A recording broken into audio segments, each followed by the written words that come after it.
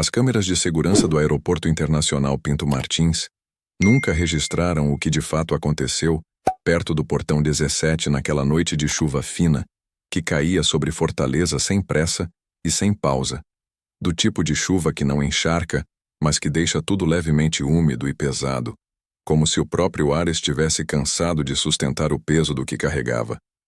Nos arquivos oficiais do terminal, tudo parecia absolutamente dentro da normalidade esperada para uma quinta-feira à noite, com 2 voos atrasados e um terceiro prestes a embarcar. Passageiros apressados cruzavam o corredor principal carregando malas com rodinhas que rangiam no piso brilhante e expressões que misturavam cansaço com aquela ansiedade específica de quem está com hora marcada num lugar que ainda não alcançou. Os anúncios do sistema de som ecoavam pelo teto alto e impessoal, com a voz mecânica que ninguém de fato ouve depois da terceira vez. E o cheiro de café da lanchonete do terminal central misturava-se ao ar-condicionado excessivo, numa combinação que era simultaneamente familiar e desconfortável, como a maioria das coisas que as pessoas aprendem a tolerar sem perceber que estão tolerando. Nada chamava atenção. Nada destoava. Nada parecia diferente do que era qualquer noite comum naquele terminal que via passar dezenas de milhares de pessoas por semana, cada uma carregando uma história que ninguém ao redor teria tempo ou interesse de ler. Mas entre centenas de rostos sem nome que passavam por aquelas portas automáticas todo dia, entrando e saindo sem deixar rastro, um único gesto que durou menos de 2 segundos foi o suficiente para mudar o destino de 2 pessoas, de uma forma que nenhuma das duas conseguiria prever naquele momento. Luciano Veiga chegou ao aeroporto às 22h08 de uma quinta-feira de março, vindo direto de uma reunião encerrada tarde demais em Recife, numa sala fechada com ar-condicionado alto e conversas que ele preferia não detalhar nem para si mesmo depois que terminavam. Sem escolta visível ao redor, sem assessores carregando pastas, sem ternos de alfaiate que denunciassem riqueza ou posição, sem nenhum acessório de luxo brilhando sob as luzes frias do terminal.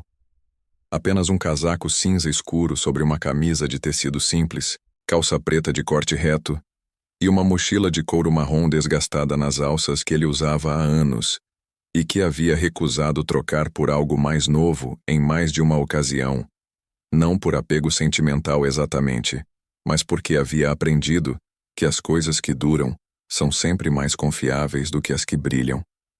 Aos 38 anos, Luciano Veiga havia construído um nome que a maioria das pessoas preferia não pronunciar em voz alta em determinados círculos, e que outras pronunciavam com uma mistura de respeito e precaução que ele havia parado de notar há muito tempo. Ele controlava operações que atravessavam fronteiras estaduais sem aparecer em nenhuma documentação rastreável, comandava rotas que não existiam em nenhum mapa oficial e resolvia conflitos que jamais apareceriam num boletim de ocorrência, numa ata de delegacia ou numa manchete de jornal, porque uma das regras que ele havia estabelecido para si mesmo ainda jovem era que o trabalho visível era o trabalho vulnerável. O verdadeiro poder ele havia concluído ainda nos seus 20 e poucos anos. Não precisava se anunciar para existir. Bastava estar ali, silencioso e presente, e os outros sentiam sem conseguir nomear exatamente o que estavam sentindo. Ele não gostava de aeroportos. Nunca havia gostado, e os anos não haviam mudado isso. Eram espaços de transição por definição, lugares construídos com a premissa de que ninguém fica, de que tudo ali é temporário e provisório, desde as cadeiras de plástico moldado até as relações que se formam nas filas. Eram lugares de fugas mal planejadas e de despedidas que as pessoas fingiam não doer tanto quanto doíam. Lugares onde todo mundo parecia estar indo em direção a algo melhor, mesmo quando na verdade só estavam correndo de algo que os machucava a tempo suficiente para que parar parecesse impossível. Havia algo nos terminais de embarque que concentrava uma quantidade específica de sofrimento disfarçado de movimento. E Luciano era sensível a isso de um jeito que ele nunca havia tentado explicar para ninguém, porque não havia vocabulário adequado sem soar como algo que ele definitivamente não era. Ele instalou-se numa cadeira de plástico cinza próxima ao portão 17, Encostou levemente as costas no apoio e abriu o celular com o gesto automático de quem faz aquilo por hábito, mais do que por necessidade real. Voo 843, com destino a Porto Alegre, primeira classe, assento 1C. Decolagem prevista para 23h15, já com 40 minutos de atraso acumulado por conta do tempo.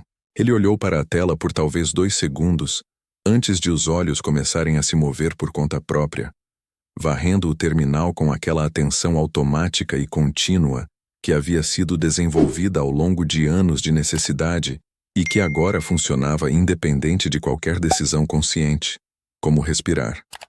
Lia padrões no movimento das pessoas, identificava tensões na linguagem corporal de grupos, notava detalhe em posições e distâncias que a maioria absoluta dos passageiros ao redor processaria como ruído de fundo e descartaria sem registro.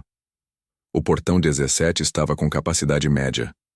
Algumas famílias com crianças já dormindo nos braços dos pais, alguns executivos com laptops abertos nas pernas, alguns jovens com fones de ouvido e olhos no celular, o perfil padrão de um voo noturno doméstico para uma capital sulista. Luciano processou tudo aquilo em segundos e classificou como irrelevante, deixando os olhos continuarem o movimento de varredura sem objetivo fixo. Foi então que ele a viu. Ela entrou pelo corredor lateral vindo da direção das lanchonetes, e o que Luciano notou primeiro não foi nenhum detalhe específico, mas o ritmo geral do movimento. Ela caminhava devagar demais para o contexto. Não era a lentidão de quem está perdida, ou procurando o número do portão no teto. Não era o passo arrastado de alguém com cansaço genuíno depois de um dia longo. Era uma lentidão diferente, calculada e contida, de quem aprendeu ao longo de algum tempo que movimentos rápidos e bruscos podem trazer consequências que custam mais do que a pressa vale. Era o passo de alguém que havia internalizado uma regra não escrita de que ocupar espaço demais é perigoso. Os cabelos escuros estavam presos num rabo de cavalo feito às pressas, com mechas escapando nas laterais que ela não havia ajeitado ou não havia tido oportunidade de ajustar. O agasalho verde musgo era largo demais para o tamanho do corpo dela. O tipo de roupa que não foi escolhida por conforto, mas que funciona como cobertura, como algo que esconde mais do que aquece. A calça era jeans simples de uma lavagem desbotada. O tênis branco estava desgastado nas laterais e na ponta dos dedos. O braço direito repousava numa tipóia bege amarrada com um nó que parecia feito por outra pessoa, não por ela. Na lateral esquerda do rosto, próximo ao zigomático, havia uma marca arroxeada de tonalidade amarelada nas bordas que indicava alguns dias de existência, parcialmente coberta por corretivo, que havia sido aplicado às pressas e que não combinava perfeitamente com o tom da pele dela, deixando a tentativa de ocultação mais visível do que a ausência de qualquer esforço teria sido. Caminhando diretamente ao lado dela, sem deixar espaço entre os dois corpos, havia um homem de 43 ou 44 anos, camisa polo azul marinho de tecido bom, calça caque de corte ajustado, cabelos castanhos bem arrumados com gel suficiente para manter a forma sem parecer excessivo, sapato social escuro limpo. A postura era daquelas que Luciano havia aprendido a reconhecer como o tipo mais perigoso. Confiante sem ser ostensiva, ocupando espaço sem parecer agressiva, com aquela qualidade específica de quem está acostumado a ter o ambiente ao redor, respondendo às suas expectativas. A mão direita repousava nas costas dela, levemente apoiada na parte baixa, num gesto que qualquer observador casual ao redor leria automaticamente como carinho, como a proximidade natural de um casal. Luciano não era um observador casual, e leu diferente. Não era afeto, era posicionamento. Era a mão de alguém que precisa saber em tempo real onde o outro corpo está e para onde está se inclinando, disfarçada de toque. Era vigilância com aparência de cuidado. E era exatamente essa combinação específica que tornava aquele homem mais perigoso do que qualquer tipo que grita ou que se torna obviamente ameaçador em público. Os que sabem parecer seguros são sempre os mais difíceis de identificar e os mais difíceis de parar. Luciano inclinou levemente a cabeça para o lado. Apenas milímetros, o ajuste automático de quem está calibrando o ângulo de observação, sem chamar atenção. Observou a distância entre os dois corpos, que era zero, mas que não era intimidade. Observou a forma como ela caminhava, sempre meio passo atrás. Não à frente nem ao lado, mas ligeiramente atrás. Como se a posição houvesse sido estabelecida e praticada o suficiente para se tornar automática. Os ombros estavam levemente curvados para dentro, o queixo levemente inclinado para baixo. O corpo inteiro comunicando uma tentativa de ocupar menos espaço, de ser menos presente, de passar despercebida até dentro da própria existência. O homem falava algo em voz baixa demais para ser ouvida à distância. Ela respondia com acenos pequenos e curtos, movimentos mínimos da cabeça, sem sorrir, sem cruzar o olhar com ele diretamente, sem nenhum dos gestos naturais e involuntários que acompanham uma conversa entre pessoas que se sentem seguras uma com a outra. Eram dois corpos no mesmo corredor, compartilhando o mesmo metro quadrado de piso brilhante, mas existindo em realidades completamente separadas por algo que não tinha forma física e que nenhuma câmera de segurança conseguiria capturar em nenhuma gravação. Eles se sentaram 4 fileiras à frente da posição de Luciano. O homem escolheu os lugares, indicou com a cabeça qual era o dela, e ela sentou sem questionar. Ele sacou o celular e começou a digitar com a velocidade e o foco de quem está resolvendo algo que não pode esperar. Ela ficou completamente imóvel, as mãos abertas pousadas sobre o colo, os ombros na mesma curvatura de antes, a respiração visivelmente controlada demais para ser espontânea. Luciano notou um detalhe que exigiu atenção, porque era pequeno o suficiente para ser invisível a qualquer outro observador naquele terminal. O pé esquerdo dela se movia em tremores quase imperceptíveis. Um movimento repetitivo de oscilação curta, como uma válvula que alivia a pressão interna em doses mínimas para evitar que algo maior e mais visível aconteça. E toda vez, sem nenhuma exceção, quando o homem erguia os olhos do celular e olhava na direção dela, o tremor cessava de forma imediata e completa. Não era relaxamento.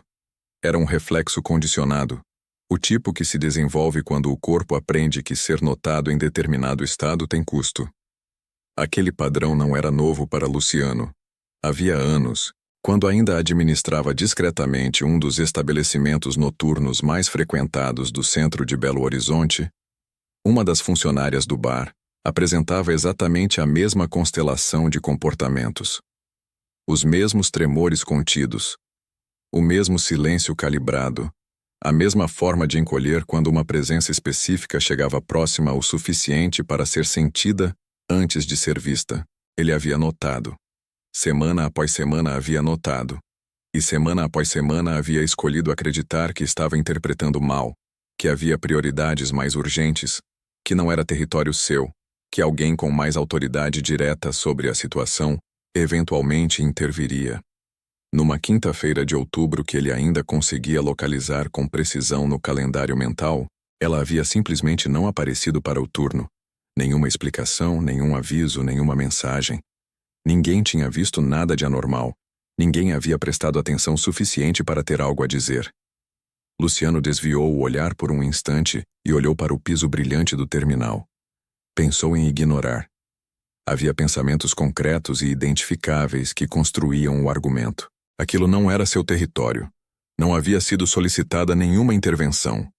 Não havia nenhuma razão objetiva para que ele se envolvesse com 2 desconhecidos que estavam fazendo nada além de sentar numa área de embarque de forma absolutamente legal e invisível ao sistema. Havia voos para pegar, reuniões para organizar, uma estrutura inteira que dependia de atenção e decisão. Havia argumentos suficientes para justificar qualquer escolha de não agir.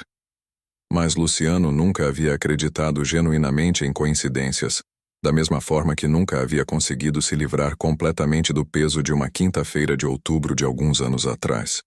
E havia algo no pé esquerdo daquela mulher, naquele tremor que parava no segundo exato em que era observado, que tornava qualquer argumento para ignorar impossível de sustentar, por mais de 30 segundos seguidos. O anúncio do embarque ecoou pelo terminal com a voz mecânica de sempre. Voo 843 com destino a Porto Alegre, início do embarque pelo grupo prioritário, e passageiros com necessidade de assistência.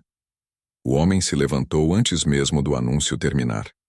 Ela se levantou imediatamente atrás, sem hesitação, sem nenhum sinal de que aquilo fosse uma escolha feita naquele momento e não um movimento previamente definido.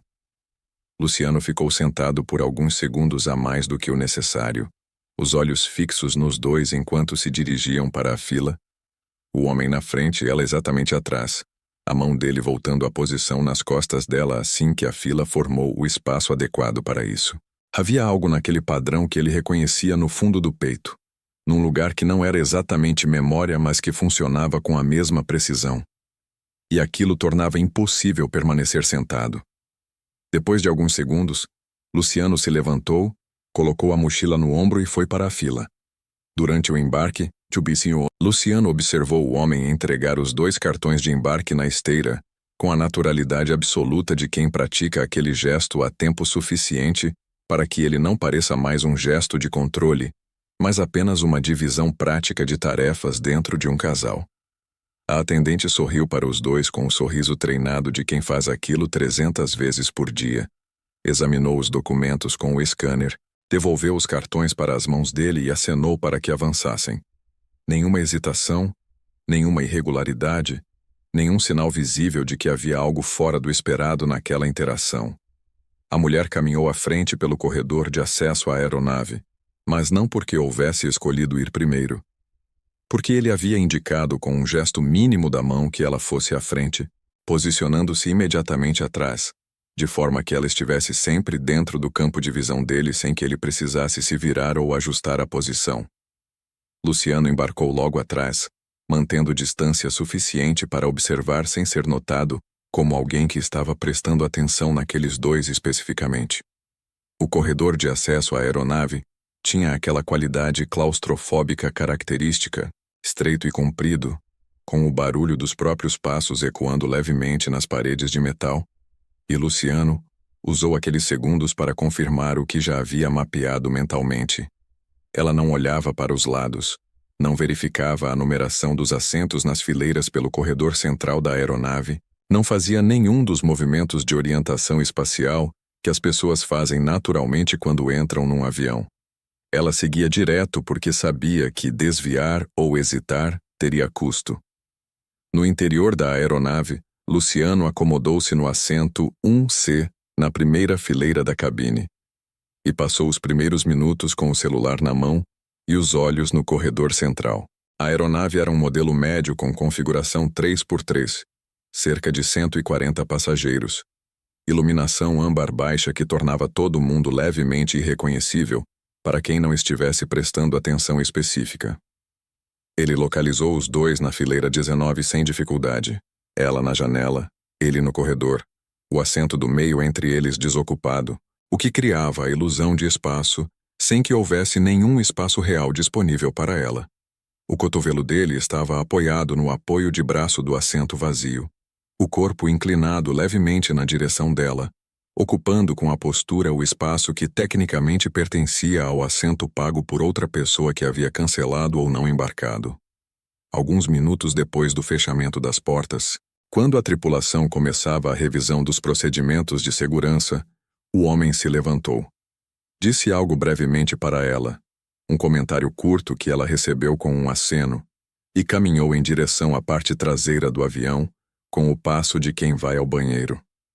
Luciano notou o exato segundo em que ele se afastou o suficiente para que o campo de visão se fechasse entre eles. Era a primeira vez desde o terminal que ela ficava sem a presença física dele ao lado. A primeira abertura real. Luciano saiu do assento 1C com o passo calmo e natural de alguém que está esticando as pernas ou verificando o compartimento de bagagem acima antes da decolagem. Caminhou pelo corredor central e parou ao lado da fileira 19, com aquela qualidade específica de presença que não anuncia urgência. Ela estava com a testa quase encostada no plástico da janela, os olhos fixos na escuridão lá fora onde não havia nada para ver além do reflexo fraco do interior da cabine. A mão esquerda estava sobre o colo, os dedos levemente entrelaçados, imóveis. Com licença, disse Luciano em voz baixa, no volume exato que alcança a pessoa à frente sem alcançar a pessoa atrás. Ela se voltou com um reflexo que durou menos de um segundo, mas que disse mais do que qualquer palavra poderia ter dito naquele momento. O corpo inteiro tensionou antes mesmo de os olhos processarem quem estava ali, uma resposta automática de alerta que havia sido calibrada por tempo suficiente para funcionar antes do pensamento consciente. A mão esquerda subiu de forma instintiva e tocou a tipóia, um gesto que ela provavelmente não percebeu ter feito. Os olhos dela encontraram os de Luciano, e ele percebeu naquele segundo duas coisas simultaneamente. A primeira era que ela era mais jovem do que havia parecido à distância no terminal, não mais de 22 anos, talvez menos. A segunda era que havia algo nos olhos dela que estava tentando ativamente não ser visto, uma presença interna que havia aprendido a operar com o volume no mínimo possível para não chamar atenção sobre si mesma. "Está tudo bem com você?" perguntou Luciano, e deixou os olhos pousarem brevemente na marca no rosto dela, com um olhar que não era acusação nem pena, apenas reconhecimento de um fato que estava ali e que ele não ia fingir não ter visto. Por um instante que durou menos de 2 segundos, algo passou pela expressão dela. Era uma coisa pequena e muito específica, o tipo de coisa que desaparece tão rápido que quem não está olhando com atenção total nunca teria chance de registrar. Era parecido com esperança, ou com a memória de como esperança se sente, o tipo que aparece quando alguém passa tempo suficiente acreditando que ninguém vai notar, e então de repente alguém nota. E antes que aquilo pudesse se transformar em qualquer coisa maior, ela o fechou. Cobriu com uma resposta que havia sido construída e praticada em mais de uma ocasião anterior, suave e sem variação de tom, como uma peça que se encaixa no lugar. "Estou bem", disse ela. A voz era controlada, o volume baixo, a cadência sem ondulação emocional. "Foi um acidente. O homem comigo é meu namorado." As palavras saíram numa sequência que não tinha pausa natural entre elas, sem a hesitação mínima que aparece quando alguém está descrevendo algo real que aconteceu e precisa de um segundo para organizar o que dizer. Eram palavras que haviam sido ditas antes, para outras pessoas, em outras situações, e que haviam funcionado porque as outras pessoas haviam aceito a resposta e seguido em frente. Luciano sustentou o olhar dela sem confrontar, sem pressionar, sem fazer nada que pudesse ser lido como ameaça ou urgência. Apenas ficou ali, presente, deixando o silêncio existir por alguns segundos, sem tentar preenchê-lo. E foi nesse silêncio que aconteceu. Ela ajeitou a manga do agasalho verde musgo, com a mão esquerda num gesto que parecia perfeitamente casual para qualquer pessoa que pudesse estar vendo do corredor. A manga estava bem onde estava antes. O ajuste não tinha função prática nenhuma. Mas no momento em que a mão se ergueu, a palma ficou voltada para fora por menos de 2 segundos. O polegar dobrou devagar contra a base dos dedos, pressionando levemente a palma, e os outros 4 dedos se fecharam sobre ele em seguida, formando um punho suave e incompleto, que durou apenas o tempo exato necessário para ser visto por alguém que soubesse o que estava vendo. O sangue de Luciano esfriou de uma forma que não era física. Era o tipo de reação que acontece quando algo que existe apenas como possibilidade abstrata se torna concreto e imediato num único segundo. Ele não alterou a expressão. Não mudou a postura, não fez nenhum movimento de aproximação, não deixou que nada no rosto ou no corpo comunicasse o que acabava de registrar. Apenas sustentou o olhar dela por mais exatamente um segundo. Depois sorriu levemente com a contenção de alguém que está encerrando uma troca casual. "Espero que você melhore logo", disse, e se afastou pelo corredor com o mesmo passo natural de antes, sem pressa, sem urgência visível, como alguém que acabou de trocar algumas palavras por cortesia e está voltando para o seu lugar. De volta ao assento 1C, Luciano ficou com os olhos fixos na tela de entretenimento apagada à sua frente por um tempo que ele não mediu.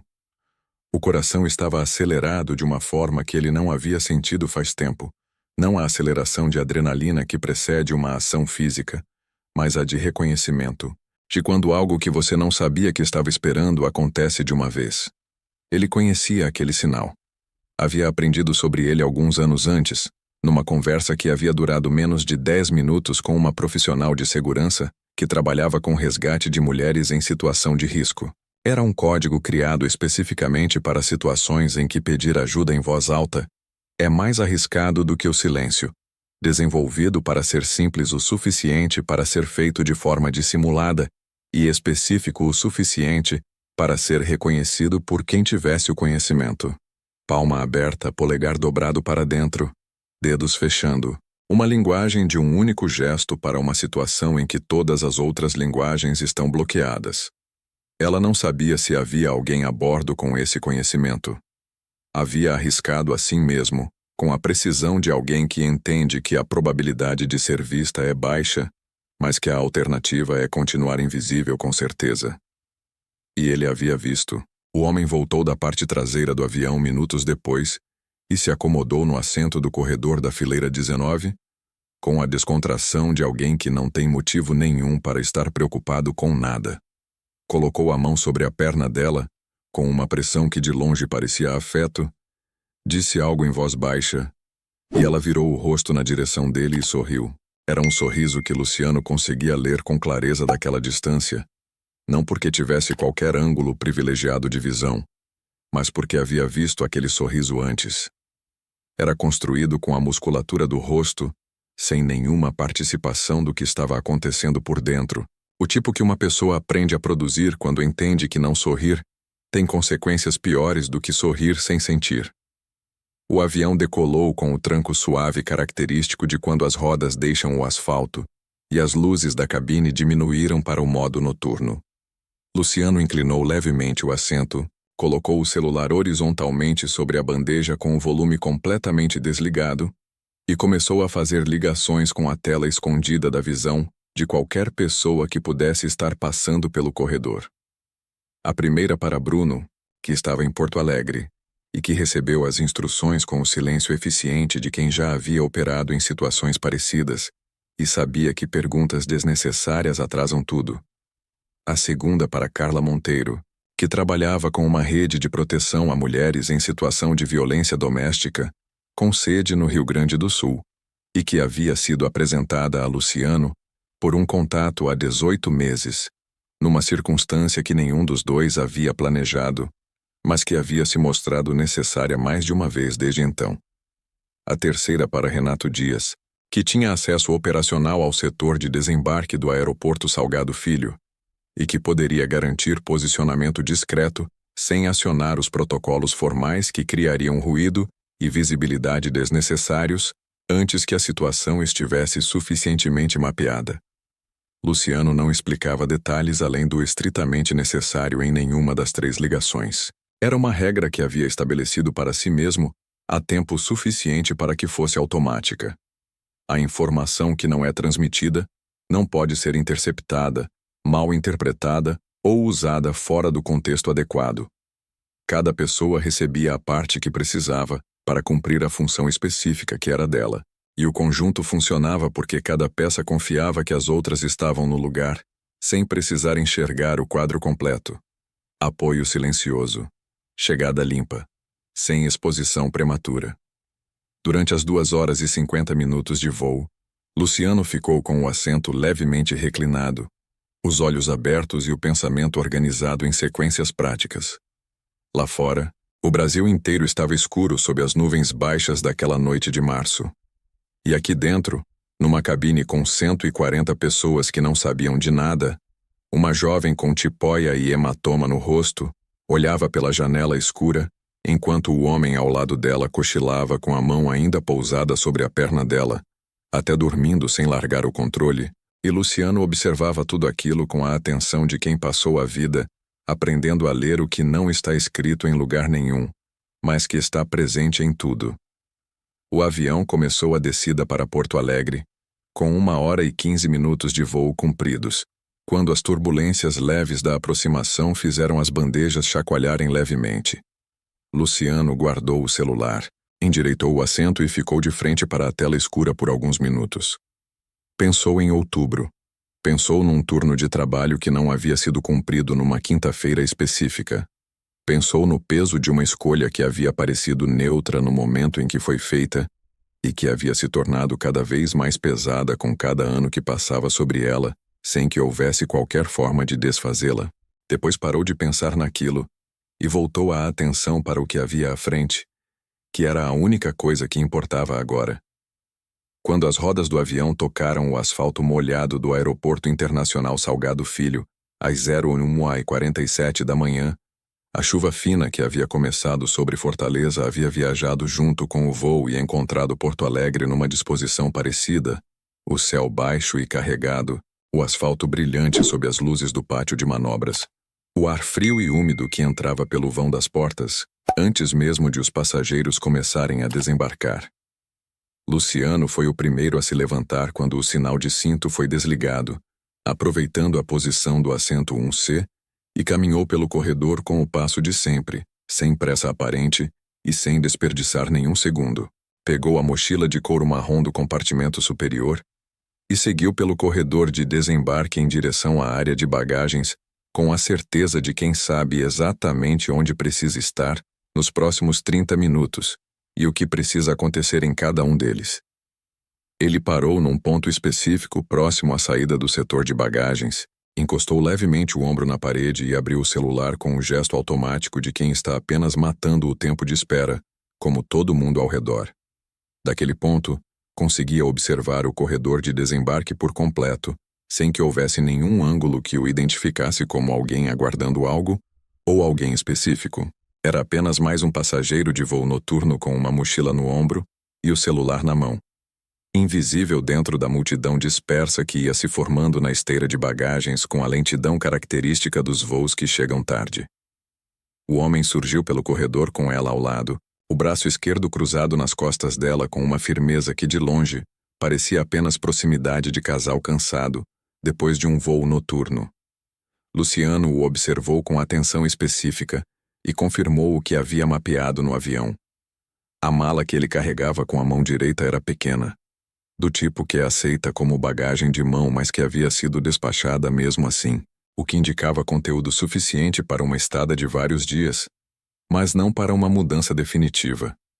Eles passaram pela esteira de bagagens sem parar para verificar se havia mais alguma mala, o que confirmava que aquela era toda a bagagem dos dois. Seguiram direto para a saída de táxis com o passo de quem conhece o destino, sem precisar consultar nenhum aplicativo ou nenhuma placa, a segurança de movimento de quem havia feito aquele trajeto antes ou havia planejado com cuidado suficiente para que parecesse familiar. Bruno estava posicionado a 2 vagas do ponto de táxis, num sedã cinza de modelo intermediário que não chamava a atenção de nenhuma direção. A placa sem nenhuma identificação de aplicativo ou serviço. O motor ligado em marcha lenta. Luciano entrou no banco de trás pelo lado do passageiro sem palavras de saudação ou qualquer troca desnecessária. Táxi amarelo, 2 passageiros, saíram agora pela porta 3. Disse apenas, sem tirar os olhos da área de embarque de veículos pelo vidro. Bruno saiu do estacionamento com a calma de quem tem todo o tempo do mundo, inserindo o sedã no fluxo de veículos que saíam do aeroporto, com uma naturalidade que tornava impossível identificar a intenção por trás do movimento.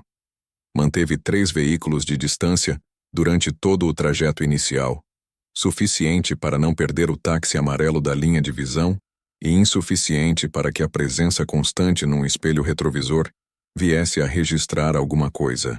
Porto Alegre de madrugada tinha aquela qualidade específica que as cidades grandes adquirem depois da meia-noite, quando a chuva fina cobre o asfalto por tempo suficiente para que tudo fique levemente brilhante, sem que a chuva seja forte o suficiente para fazer alguém correr. As luzes dos postes e dos semáforos se espalhavam no chão molhado em reflexos alaranjados e vermelhos que tornavam a cidade levemente irreal, como uma versão de si mesma vista através de um vidro que distorce apenas o suficiente para que o familiar pareça estranho. As ruas principais ainda tinham algum movimento. Os bares de esquina com as últimas mesas ocupadas, os ônibus noturnos com seus passageiros solitários, os entregadores de aplicativo cruzando os semáforos com a urgência de quem cobra por velocidade. Nas ruas laterais, tudo estava mais quieto. O tipo de quieto que só acontece quando a maioria das pessoas já foi para casa E as que restam têm razões específicas para estar onde estão.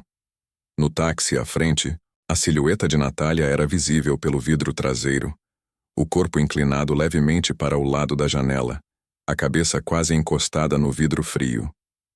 O homem estava no banco ao lado dela, o telefone na mão, o rosto iluminado pela tela. Luciano observava tudo aquilo com a atenção fria e ordenada de quem aprendeu a separar o que sente do que precisa processar para agir com eficiência. E havia uma tensão específica naquele espaço no banco de trás do sedã cinza que ele não nomeava, mas que estava presente em cada segundo do trajeto. Ele havia recebido as primeiras informações ainda durante o voo, transmitidas em mensagens curtas e codificadas que chegaram enquanto o avião estava em modo de voo, mas que ele havia lido durante a descida. Felipe Carneiro, 44 anos, corretor de imóveis com escritório formalmente registrado em Novo Hamburgo, documentação em ordem, declaração de imposto de renda regular, conta bancária sem movimentações irregulares aparentes, histórico criminal completamente vazio, o tipo de limpeza que pode ser genuína ou pode ser o resultado de cuidado ativo para não deixar rastros formais e que exige uma segunda camada de investigação para distinguir uma coisa da outra. Participava de fóruns fechados em 3 aplicativos diferentes, onde a linguagem era sempre cuidadosamente construída para soar como discussão filosófica sobre relacionamentos e papéis de gênero, mas que para quem conhecia os padrões, era reconhecível como algo completamente diferente.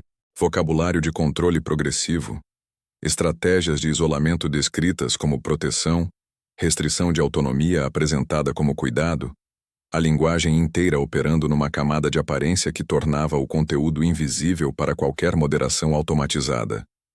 Natália Souza, 22 anos. Natural de Santa Maria, sem família próxima em registro ativo. Os pais com paradeiro não localizado, sem irmãos identificados em nenhum documento. Havia saído de um apartamento compartilhado com outras 2 mulheres em Santa Maria 7 meses antes, segundo o que uma das ex-colegas de apartamento havia relatado numa publicação de rede social que havia durado 18 horas antes de ser removida, sem explicação sobre o motivo da remoção. Desde então, nenhuma movimentação digital rastreável no nome dela, nenhuma postagem em nenhuma plataforma, nenhum acesso a contas que pudesse ser verificado, nenhuma interação pública de nenhuma natureza. Como se houvesse saído do mundo digital de forma completa e simultânea, em múltiplas plataformas ao mesmo tempo. O que não era o comportamento de alguém que decidiu simplesmente parar de usar redes sociais, era o comportamento de alguém que havia perdido acesso aos próprios meios de comunicação. Padrão. Luciano conhecia aquele padrão com a precisão de quem o havia visto em mais de uma variação e em mais de um contexto, e sabia exatamente para onde ele levava quando ninguém interrompia o processo antes que chegasse ao estágio seguinte. O táxi amarelo reduziu a velocidade e entrou numa rua residencial em Canoas. A iluminação pública era esparsa, os postes com bulbos fracos que criavam mais sombra do que claridade. As casas com portões fechados e nenhuma janela iluminada a essa hora. Havia cachorros latindo ao longe com aquela intermitência ritmada, que não indica alarme, mas que marca o silêncio de forma mais eficaz do que o silêncio completo. Era o tipo de rua que as pessoas ao redor aprendem a atravessar, sem prestar atenção no que acontece nos jardins e nas janelas dos outros, não por indiferença ativa, mas pela economia de atenção que a vida em bairros residenciais exige de quem tem sua própria vida para administrar. O táxi parou diante de uma casa de 2 andares no meio da rua. A pintura era de um bege que havia sido claro em algum momento, e que o tempo havia transformado num tom indefinido, desbotado nas paredes de frente e descascando nas bordas das janelas e no entorno do portão. O jardim havia sido abandonado há tempo suficiente para que o mato crescido tivesse adquirido uma aparência quase deliberada, como se a descuidado fosse uma escolha estética e não uma consequência de ausência de atenção. Era o tipo de casa que não convida o olhar de quem passa, e que por isso mesmo é perfeita para quem não quer ser olhado. Felipe desceu primeiro. Abriu a porta traseira do táxi e estendeu a mão para Natália com um gesto que de fora parecia gentileza, mas que Luciano observou com o ângulo suficiente para perceber a pressão do aperto no antebraço dela, enquanto a ajudava a sair, firme demais para ser apoio, leve o suficiente para ser invisível. Ele retirou a mala pequena do porta-malas, pagou o motorista sem soltar o braço dela e caminhou até o portão com ela ao lado, a chave já na mão antes mesmo de chegar. O movimento de quem havia calculado cada detalhe do trajeto com antecedência suficiente para que não houvesse nenhuma hesitação em nenhuma etapa. A porta da frente se fechou atrás dos dois. A luz da sala acendeu por alguns segundos e depois diminuiu para um nível mais baixo, como quando alguém liga a iluminação geral e em seguida troca para uma luminária menor. A cortina estava fechada, mas havia uma fresta de poucos centímetros na parte inferior que deixava escapar uma faixa fina de luz amarelada sobre o jardim mal cuidado. Bruno estacionou o sedã a 2 quadras de distância, numa posição que não era visível da rua da casa, mas que permitia acesso rápido ao trajeto de saída em qualquer direção. Desligou os faróis, mas manteve o motor em marcha lenta.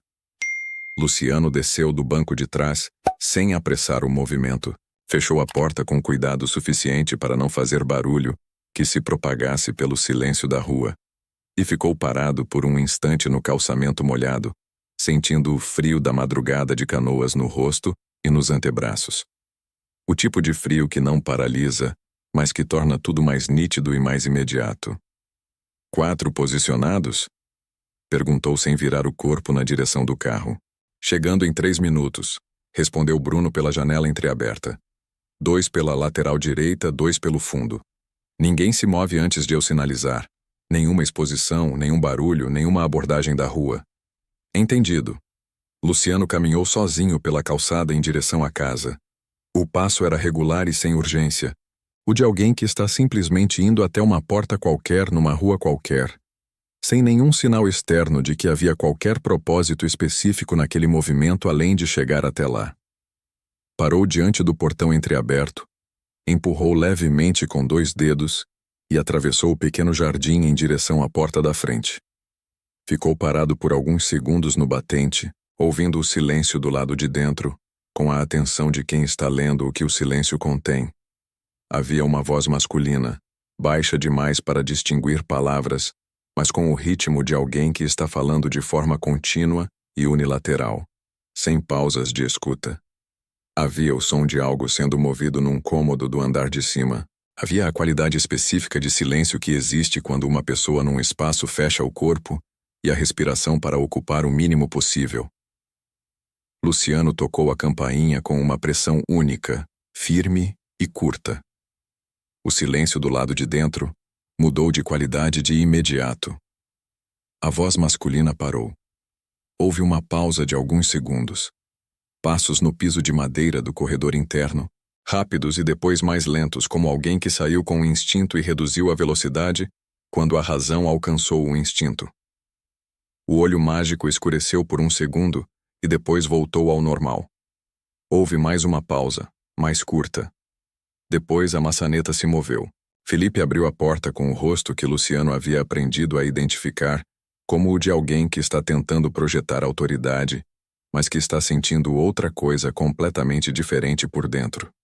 Os olhos escuros e alertas, a mandíbula levemente tensionada, os lábios numa linha que queria parecer firme. Ele olhou para Luciano por um segundo inteiro com o tipo de escrutínio de quem está fazendo uma avaliação rápida de ameaça, e o que viu foi um homem sozinho, sem uniforme, sem identificação visível, com uma mochila no ombro e uma expressão completamente neutra. A avaliação o fez cometer o erro de tentar fechar a porta. Luciano colocou a mão na madeira com uma firmeza tranquila, que não precisou de força excessiva para comunicar que a porta não estava indo a lugar nenhum. Não era agressão. Era geometria. Nós precisamos conversar, disse Luciano com o tom de quem está discutindo algo completamente administrativo, sem variação de urgência e sem qualquer elemento que pudesse ser classificado como ameaça explícita por qualquer testemunha eventual. Você não tem nada a fazer aqui?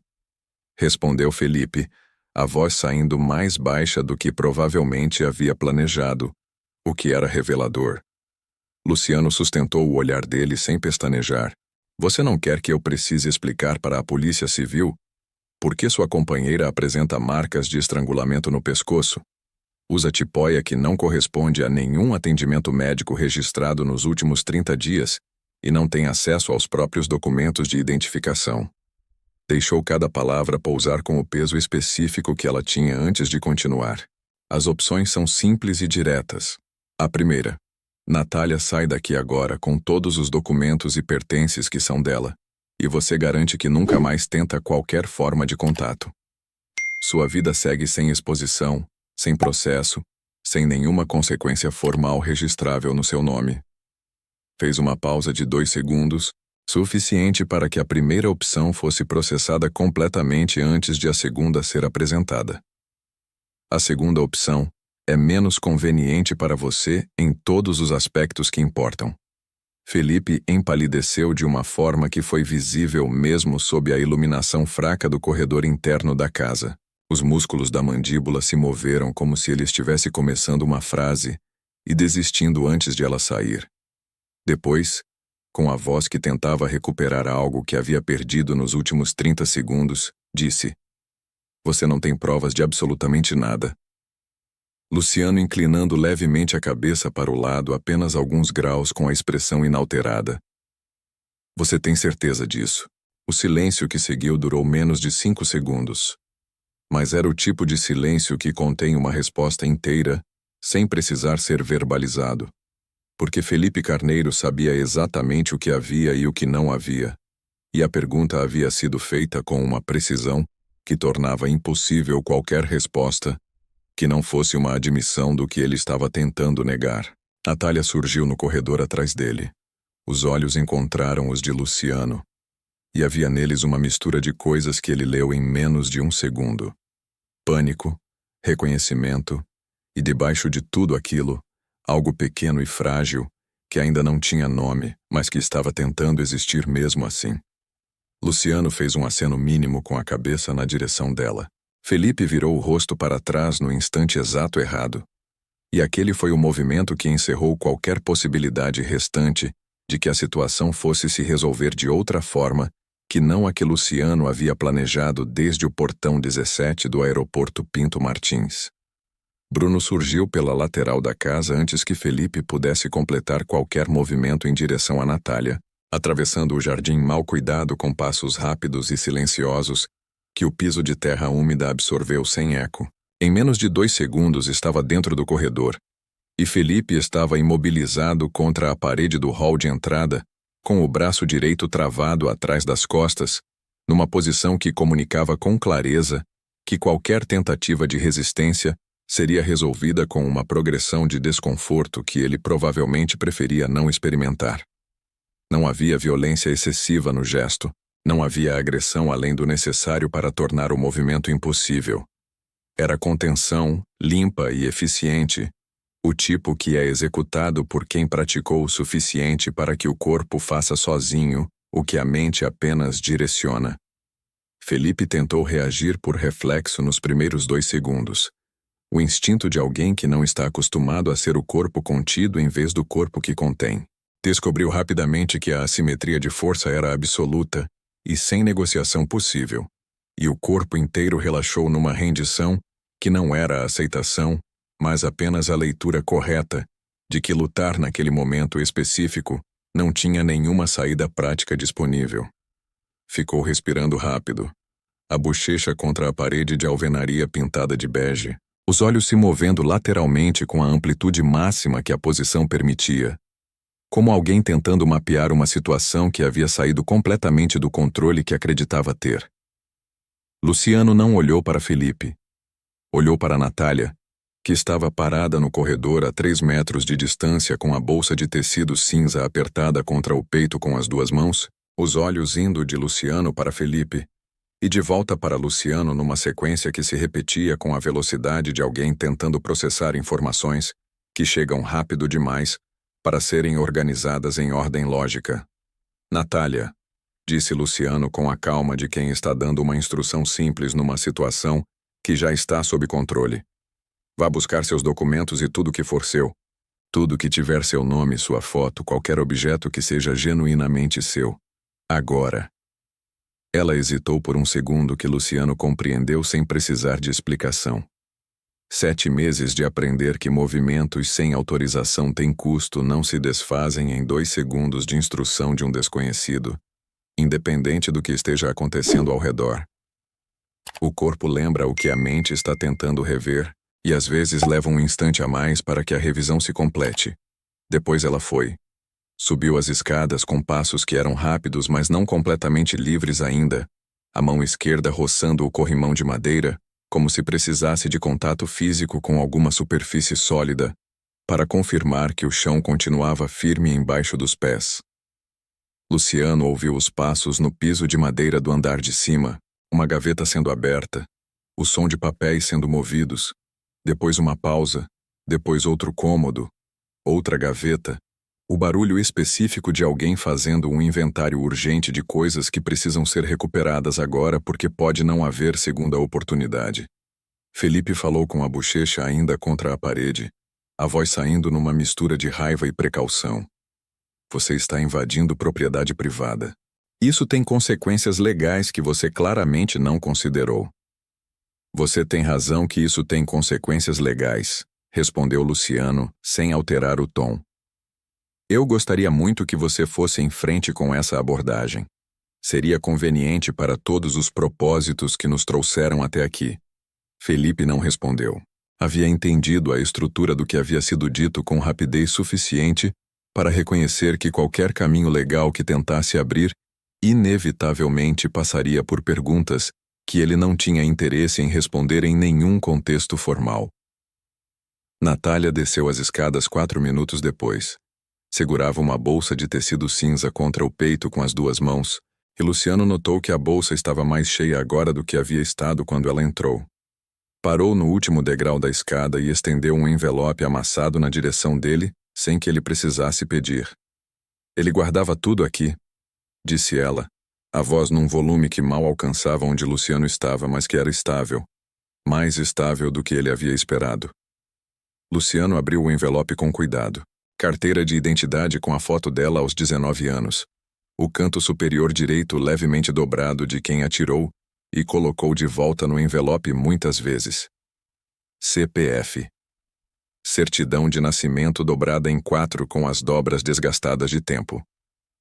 Cartão bancário com o nome dela em relevo, de uma conta que ele verificou mentalmente que provavelmente havia sido esvaziada ou bloqueada por inatividade nos meses anteriores, mas que continuava sendo dela por direito.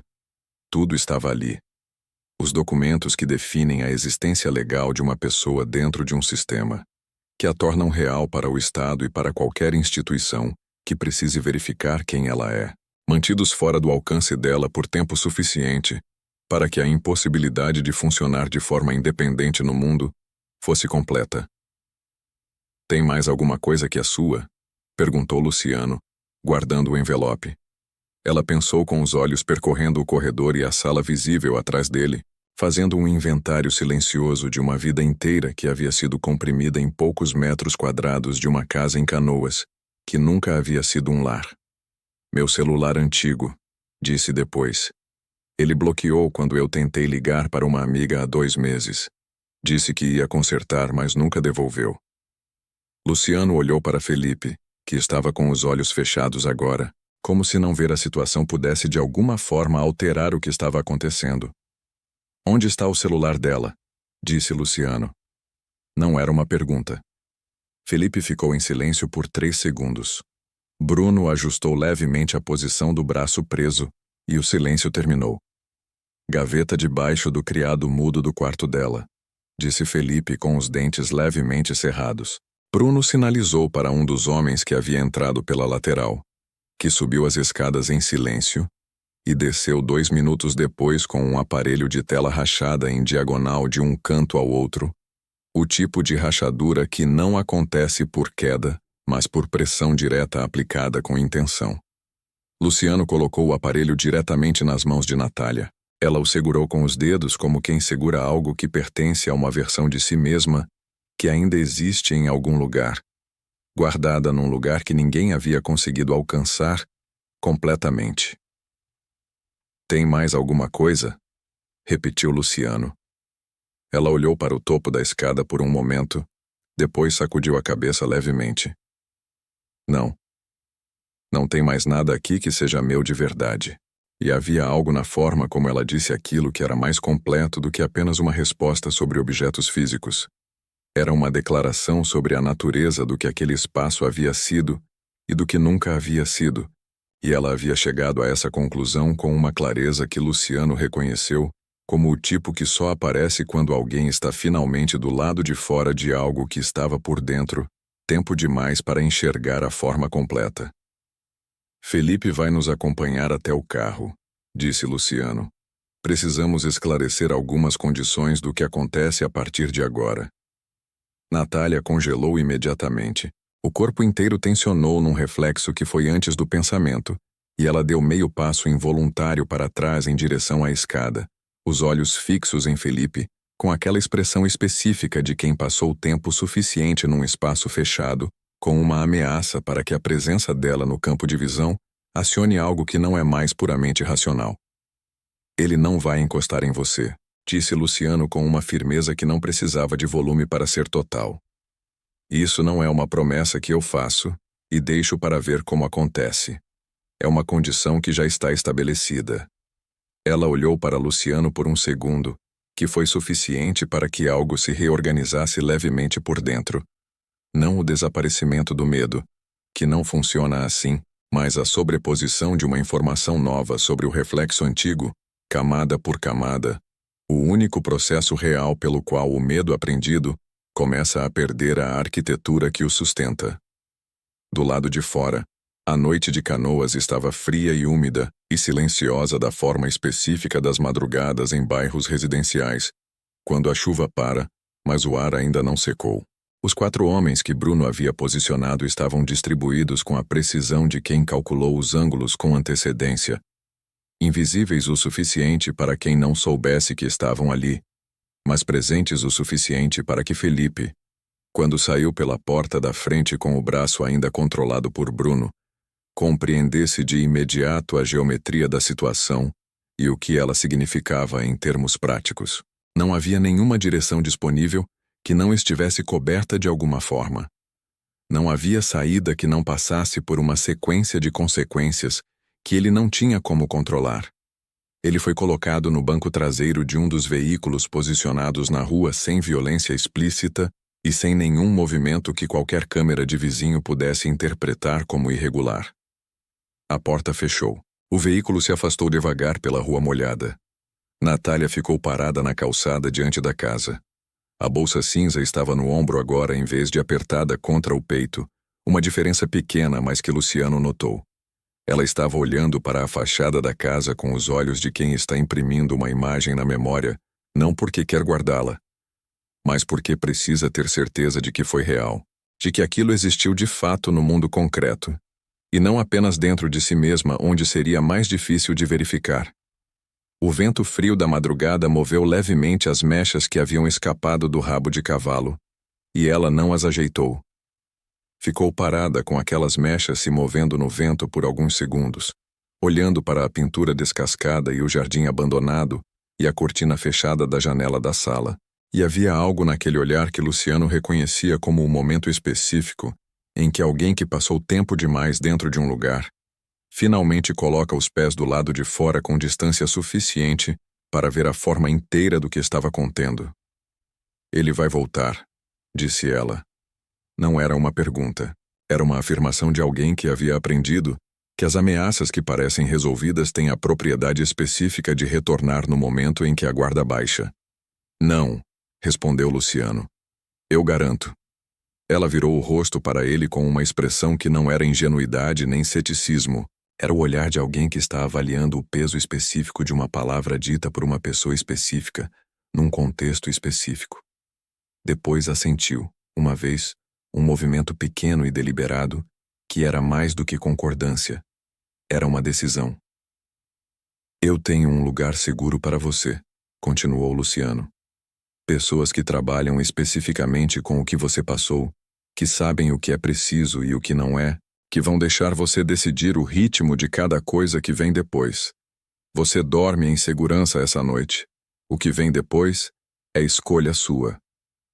Ela respirou fundo. O tipo de respiração que não é apenas ar, é tempo e espaço ocupados de propósito para que o próximo segundo possa ser diferente do anterior. Você consegue caminhar? Perguntou Luciano. Consigo, disse ela. Ele abriu a porta traseira do sedã cinza. Ela parou com a mão na lateral do carro por um segundo, olhando para a rua molhada e para as casas fechadas ao redor e para o céu baixo e escuro sobre tudo aquilo. Ei, para um segundo. Se essa história está te prendendo até aqui, vai querer ver o que vem agora. Se inscreve no canal e ativa o sino para não perder nenhum episódio. E me conta nos comentários uma coisa. Você sabia que esse sinal de socorro que a Natália usou no avião é real e ensinado em programas de proteção no mundo inteiro? Comenta aqui embaixo. Você já viu alguém precisando de ajuda e não soube como agir? Quero saber quantas pessoas saem desse vídeo sabendo algo que não sabiam antes. Ela entrou no carro. A porta fechou com um clique suave que não acordou nenhum vizinho e não perturbou o silêncio da rua. Bruno saiu devagar, os faróis cortando a escuridão molhada de Canoas, e Porto Alegre foi aparecendo pelas janelas em fragmentos de luz e sombra, enquanto a cidade continuava sua madrugada alheia ao que havia acontecido naquela rua residencial sem nome especial, na frente de uma casa com jardim abandonado e pintura descascada, onde uma jovem de 22 anos havia entrado segurando uma bolsa cinza contra o peito como se fosse a última coisa sólida no mundo, e saído com ela no ombro, que é uma diferença pequena para quem olha de fora e enorme para quem a carrega. O prédio ficava numa rua tranquila de um bairro residencial de Porto Alegre, que não tinha nenhuma característica especial que o distinguisse de qualquer outro bairro residencial da cidade, e era exatamente isso que o tornava adequado para o que funcionava ali.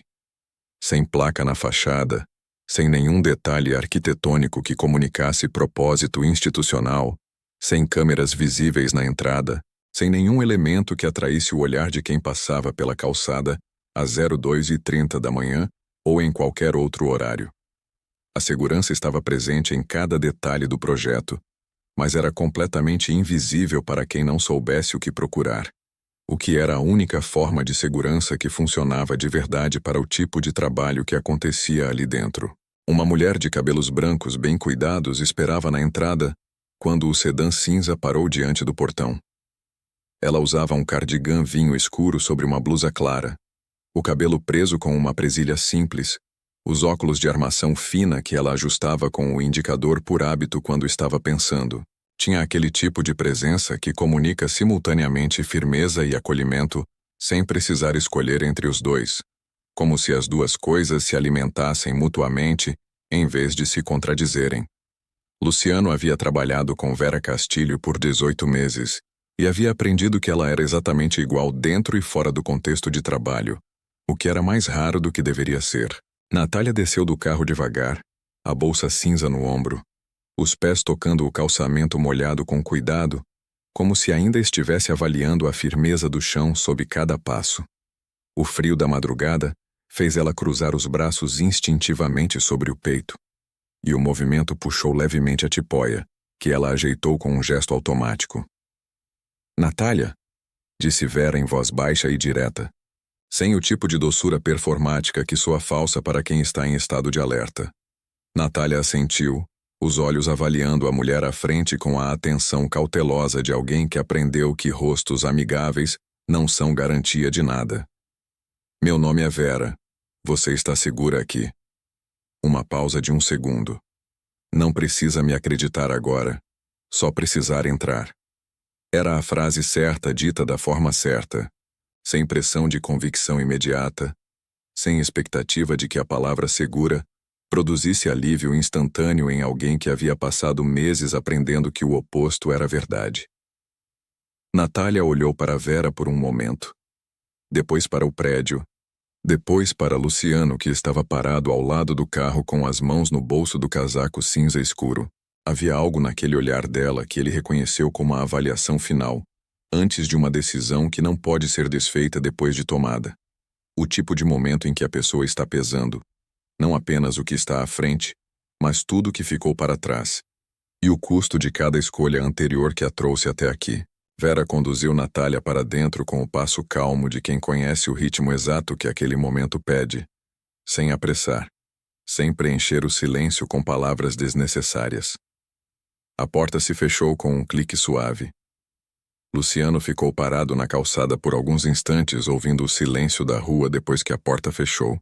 O frio tinha aquela qualidade específica das madrugadas de março no sul, que não é o frio de inverno, mas que tem profundidade suficiente para ser sentido depois de tempo parado na rua, sem movimento. Ele não se mexeu por alguns segundos. Apenas ficou ali com o barulho distante de um ônibus noturno numa rua paralela e a chuva fina recomeçando levemente sobre o calçamento. Luciano, a voz de Natália veio da entrada do prédio. Ela havia voltado até a porta entreaberta e estava parada no vão, metade dentro e metade fora, os dedos segurando a maçaneta por dentro. Ele se virou. "Você não vai entrar?" perguntou ela. "Esse é o seu espaço agora", disse ele. "Eu não faço parte dele." Ela ficou em silêncio por um momento, processando a frase com uma atenção que ia além do significado literal. "Eu nem sei seu sobrenome." "Veiga." Ela repetiu mentalmente, os lábios se movendo quase sem som, como se estivesse registrando o nome num lugar específico onde as coisas importantes ficam guardadas. "Obrigada, Sr. Veiga." Ele fez um gesto leve com a cabeça, quase imperceptível. Só Luciano. A porta se fechou. Naquela mesma madrugada, num quarto de hotel em Canoas, Felipe Carneiro estava sentado na beira da cama com o celular na mão e o rosto sem cor. O aparelho vibrava em intervalos regulares que não eram chamadas, mas notificações. Uma série delas chegando em sequência de números que ele não reconhecia, cada uma contendo capturas de tela de conversas que ele havia apagado em múltiplos dispositivos, em múltiplas datas. Registros de fóruns fechados com o nome de usuário dele, identificado com clareza. Fotografias de documentos que ele havia acreditado não existirem em nenhuma cópia fora do seu controle. Não havia texto explicativo em nenhuma das mensagens. Não havia ameaça escrita em linguagem que pudesse ser usada como evidência.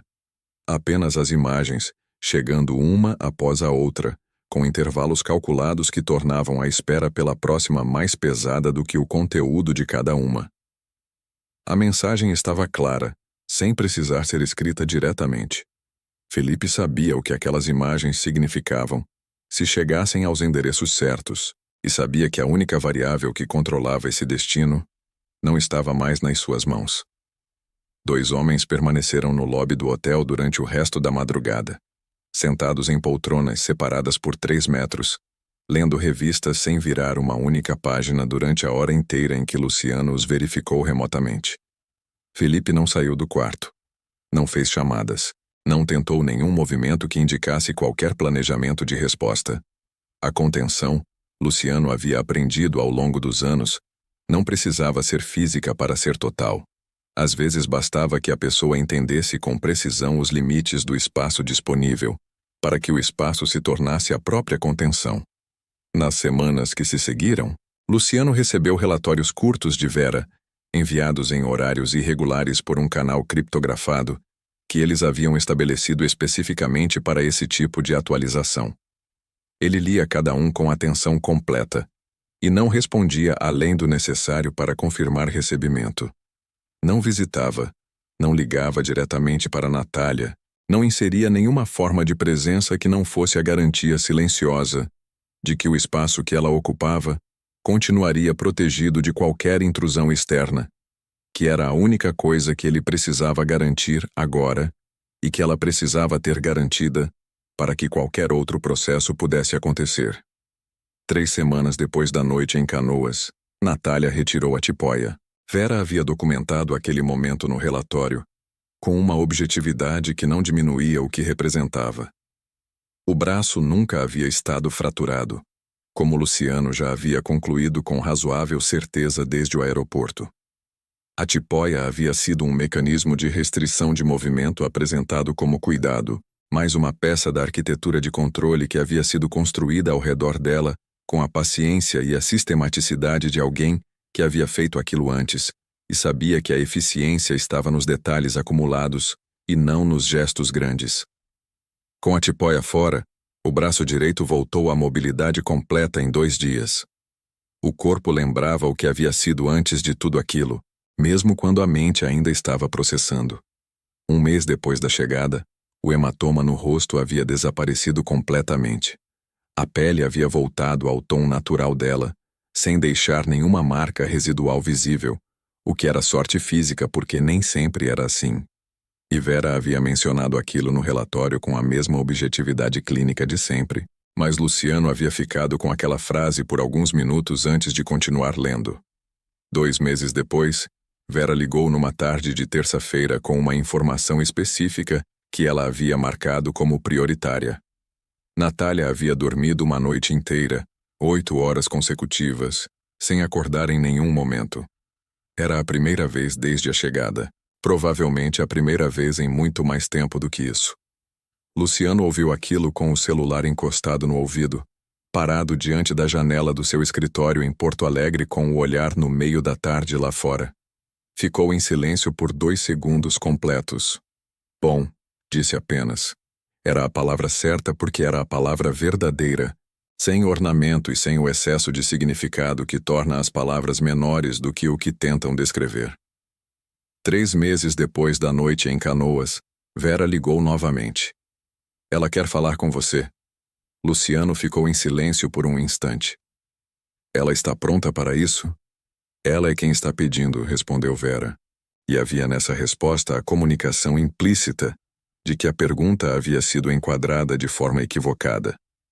O encontro aconteceu numa quarta-feira de tarde numa padaria pequena, numa rua arborizada do bairro Petrópolis, um lugar com mesas de madeira escura e xícaras de porcelana branca grossa, e o cheiro de pão saindo do forno que chegava até a calçada, e que tornava o ambiente imediatamente menos formal do que qualquer outro lugar que Luciano poderia ter escolhido, que era precisamente o motivo pelo qual Vera havia sugerido aquele endereço específico. Luciano chegou com 5 minutos de antecedência e escolheu uma mesa perto da janela lateral, longe da janela da rua, por razões que eram automáticas demais para precisarem de justificativa consciente. Pediu um café e ficou olhando para a rua arborizada onde o vento de início de outono movia as folhas com aquela qualidade específica de movimento que acontece quando o calor começa a ceder, mas ainda não sabe completamente para quê.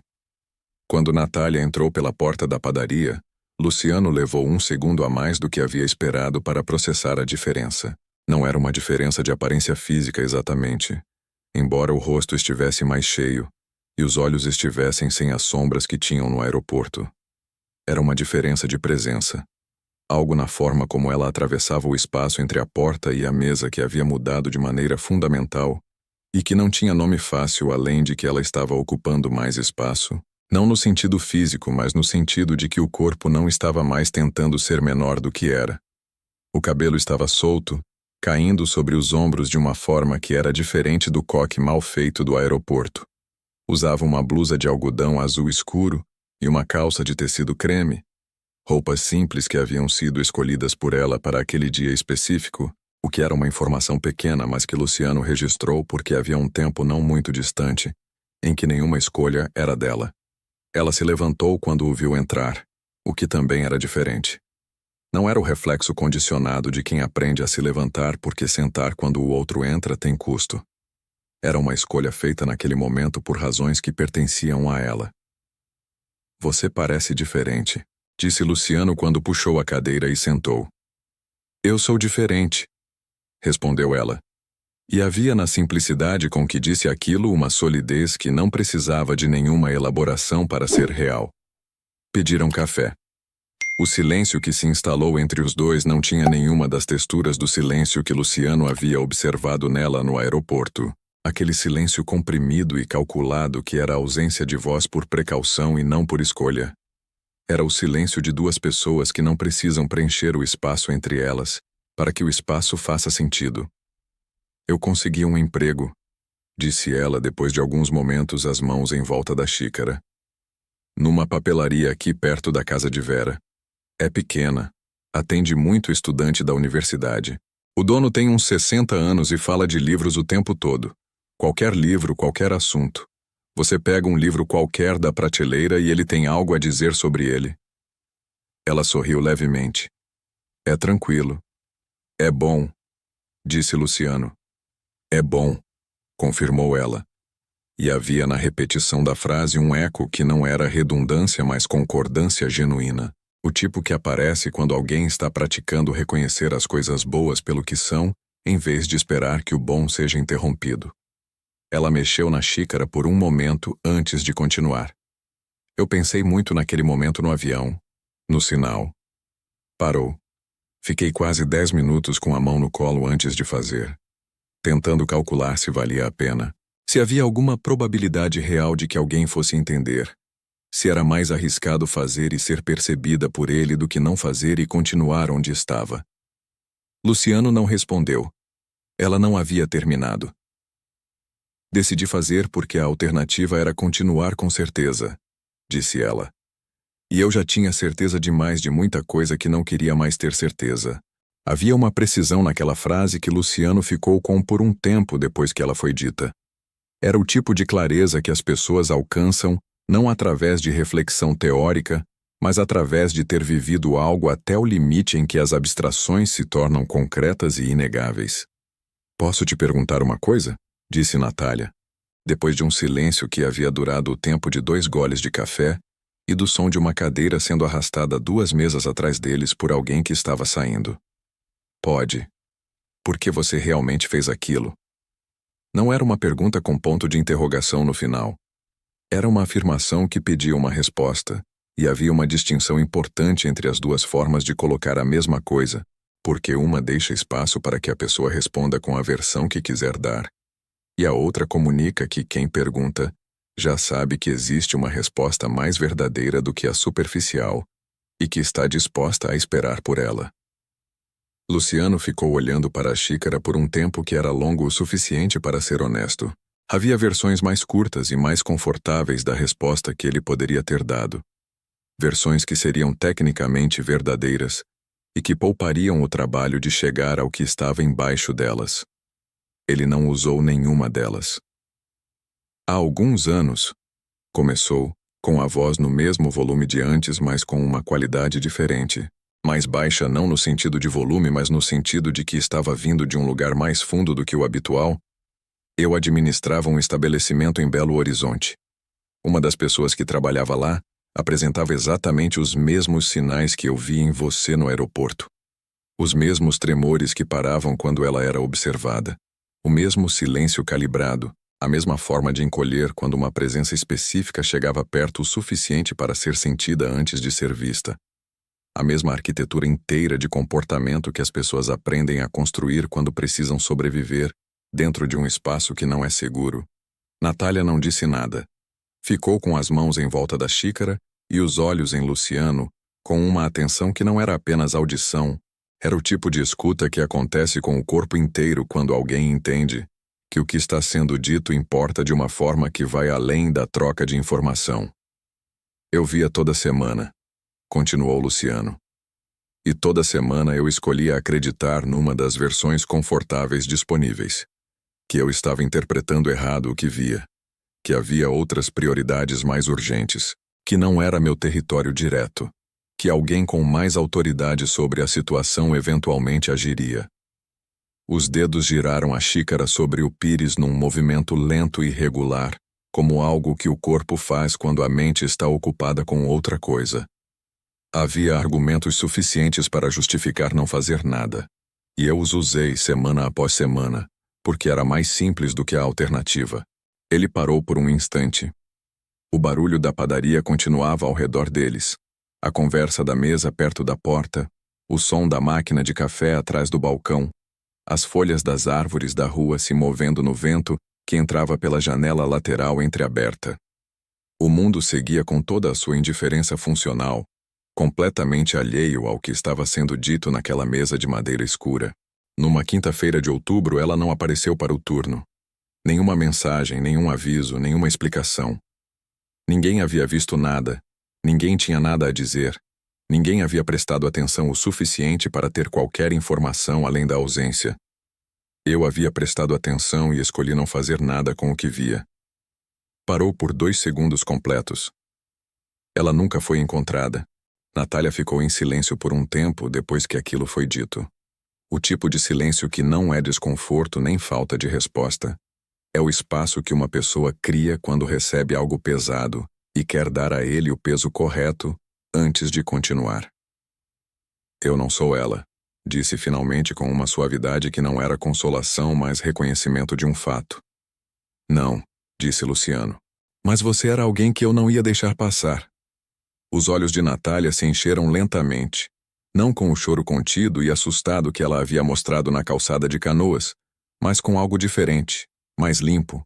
O tipo de lágrima que aparece quando alguém percebe que foi visto de uma forma específica e importante, não como caso, não como situação a resolver, não como vítima que precisa de intervenção, mas como pessoa que merecia ter sido notada desde o início e que desta vez foi.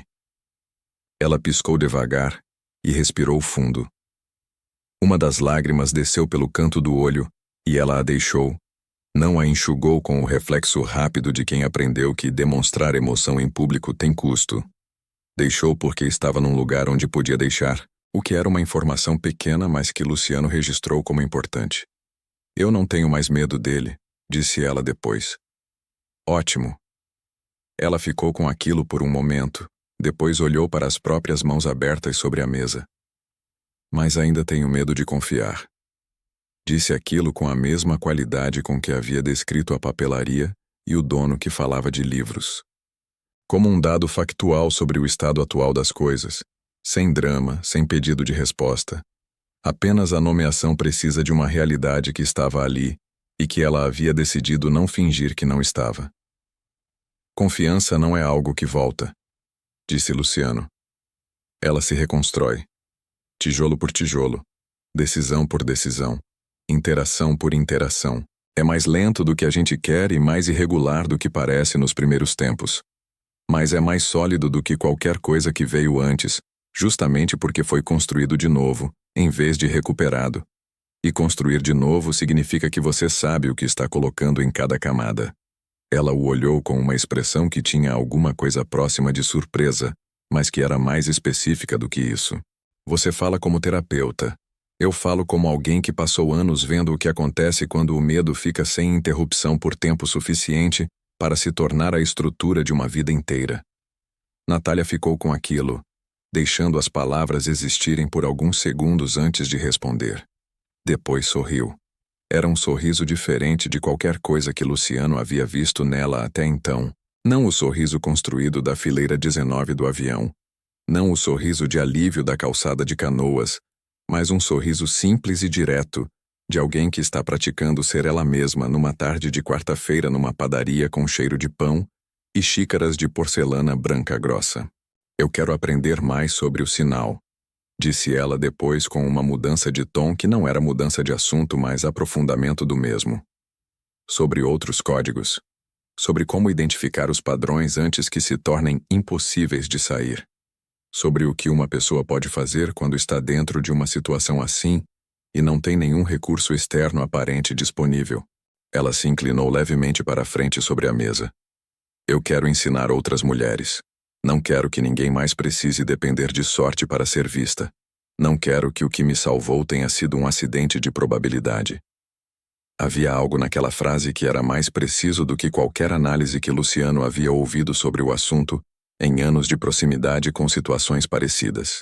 Ela havia vivido aquilo de dentro para fora, e isso dava às palavras uma autoridade que não tinha equivalente em nenhum treinamento formal ou em nenhuma pesquisa teórica, porque a autoridade que vem da experiência direta tem uma textura que as outras formas de conhecimento não conseguem replicar completamente. Vera me apresentou uma organização que trabalha com prevenção e capacitação, continuou Natália. Eles têm espaço para oficinas mensais. Já conversei com a coordenadora 2 vezes. Começo no mês que vem. Ela ergueu levemente o queixo. Eu sei o que tenho para oferecer. E não é pouco. Não é. Concordou Luciano. Você vai precisar de algum suporte para começar? Perguntou ele depois de um instante. Vera está cuidando da estrutura logística, disse ela com uma firmeza que não era recusa de ajuda, mas a afirmação de alguém que está construindo algo com as próprias mãos e sabe a diferença entre suporte e substituição. O conteúdo é meu. É o que eu tenho que ninguém mais tem exatamente da mesma forma. Luciano assentiu. Ficaram em silêncio por alguns instantes que não precisavam de preenchimento. Posso perguntar mais uma coisa? Disse Natália. Pode. Você ainda vai continuar fazendo isso? O que fez no aeroporto? Luciano ficou quieto por um tempo, que era suficiente para que a resposta fosse genuína. Eu sempre vou prestar atenção, disse. O que faço com o que vejo é decisão que tomo no momento. Mas parar de ver não é uma opção que está disponível para mim. Ela assentiu com a cabeça devagar, o movimento de quem está registrando algo e colocando no lugar certo. Isso é bom, disse. O mundo precisa de mais gente que não olha para o lado. Ficaram na padaria por mais 40 minutos, conversando sobre coisas que tinham e não tinham relação direta com o que havia acontecido entre eles. O tipo de conversa que acontece quando duas pessoas descobrem que há mais entre elas do que a circunstância que as conectou originalmente. Ela falou sobre Santa Maria, sobre o apartamento compartilhado, sobre uma amiga que havia tentado entrar em contato nos primeiros meses e cujas mensagens ela não havia conseguido responder. Ele falou pouco sobre si mesmo, como sempre, mas o pouco que falou foi verdadeiro, que era a única moeda que valia a pena usar naquele tipo de troca. Quando Natália se levantou para ir, havia algo diferente no ritmo com que organizou a bolsa, colocou o casaco e empurrou a cadeira de volta para o lugar. Era o ritmo de uma pessoa que está terminando uma tarde que foi boa e seguindo para o que vem depois sem verificar se há alguma ameaça entre a mesa e a porta. Ela estendeu a mão para Luciano. Ele a cumprimentou. Ela ficou com a mão na dele por um segundo a mais do que a formalidade exigiria. Obrigada por não ter olhado para o lado, disse ela. Continue ensinando, respondeu ele. Ela saiu pela porta com passos firmes e regulares, sem verificar se havia alguém atrás dela, sem calcular o tamanho de cada movimento, com o casaco no braço e a bolsa no ombro, e o cabelo solto se movendo levemente com o vento que entrou quando a porta abriu. Luciano ficou à mesa por alguns minutos depois que ela sumiu pela calçada, olhando para a xícara vazia e para a tarde que estava mudando de cor lá fora com aquela qualidade específica da luz de outono no sul, que é mais horizontal do que vertical, e que torna tudo levemente dourado antes de escurecer. Porto Alegre seguia sua tarde inteiramente alheia ao que havia acontecido naquela padaria, e havia algo simultaneamente reconfortante e perturbador na indiferença funcional do mundo, que continuava girando com toda a sua enormidade, independente de quantas histórias invisíveis aconteciam em silêncio dentro dele, a cada hora de cada dia. Luciano pediu outro café, ficou mais 10 minutos à mesa com o olhar na janela lateral e o pensamento em nenhum lugar específico, e depois foi embora pela mesma porta por onde ela havia saído, pela mesma tarde dourada, de volta para o resto do mundo que sempre precisava ser atendido e que nunca esperava por ninguém. 6 meses depois da madrugada em Canoas, Felipe Carneiro havia encerrado o escritório de corretagem em Novo Hamburgo, transferido o registro para outro estado, sem deixar endereço físico atualizado em nenhum cadastro de acesso público, e reduzido toda a sua presença digital a um nível que era próximo de zero, sem ser completamente zero. O que indicava que havia entendido com precisão o que estava sendo comunicado, e que havia feito a única escolha que tornava o silêncio das outras partes uma possibilidade sustentada. Nenhum contato com Natália em nenhuma plataforma em nenhum formato. Nenhuma tentativa de localização por qualquer canal. Nenhum movimento que indicasse qualquer tipo de planejamento de resposta ou retomada. A vigilância discreta que Luciano havia mantido nos primeiros 3 meses havia sido reduzida progressivamente à medida que cada semana, sem desvio, confirmava que o entendimento era real e não apenas temporário, e que o custo de qualquer tentativa de alterar aquela equação havia sido compreendido com clareza suficiente para tornar a tentativa improvável além de um patamar que Luciano considerava operacionalmente aceitável. Um ano depois da chegada de Natália ao prédio discreto no bairro residencial de Porto Alegre, ela havia se mudado para um apartamento próprio a 3 quarteirões da papelaria onde trabalhava, assinado o contrato de aluguel com os próprios documentos, aberto uma conta corrente ativa, retomado o contato com a amiga de Santa Maria que havia tentado se comunicar nos primeiros meses e começado as oficinas mensais na organização que Vera havia apresentado. As primeiras 3 oficinas tinham capacidade para 15 pessoas, e todas as vagas haviam sido ocupadas antes do prazo de inscrição em todas as 3. A coordenadora da organização havia relatado a Vera, e Vera havia incluído no relatório mensal com aquela objetividade de sempre, que as participantes de todas as turmas haviam pedido material complementar para levar para casa, o que não era algo que havia acontecido com frequência nas edições anteriores, conduzidas por outros facilitadores. 2 anos depois, Natália havia sido convidada para falar em 2 eventos regionais sobre prevenção de violência doméstica no Rio Grande do Sul e em um evento estadual em Santa Catarina.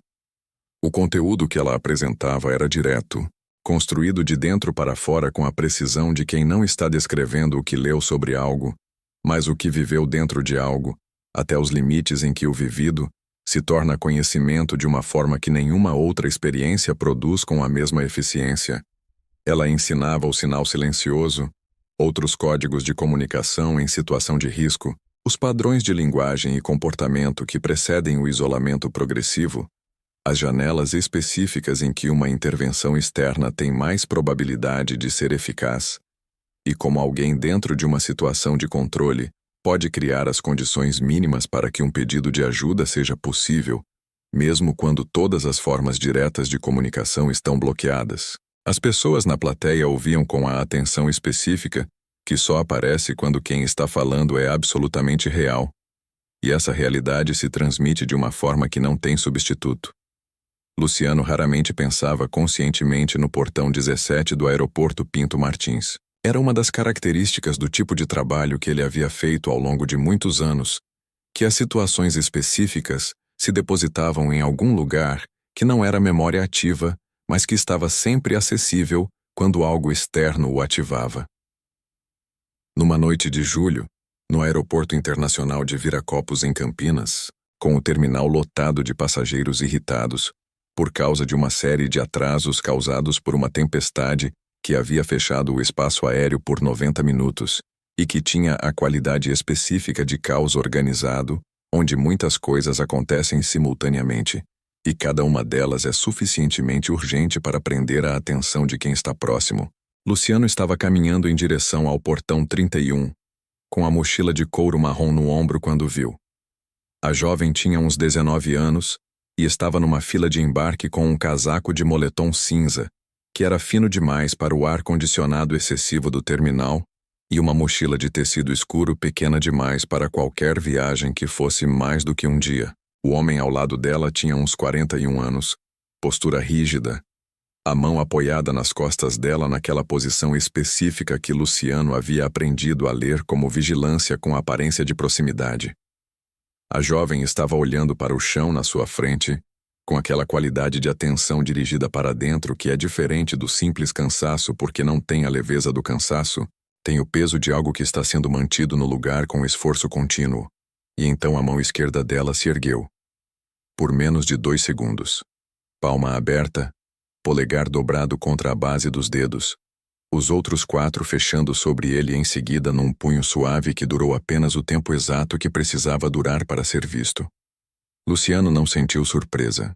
Sentiu o reconhecimento que acontece quando algo que existe como possibilidade sempre presente se torna concreto, e junto com o reconhecimento, veio a ausência completa de hesitação que havia caracterizado cada segundo que ele havia perdido anos atrás, numa quinta-feira de outubro em Belo Horizonte.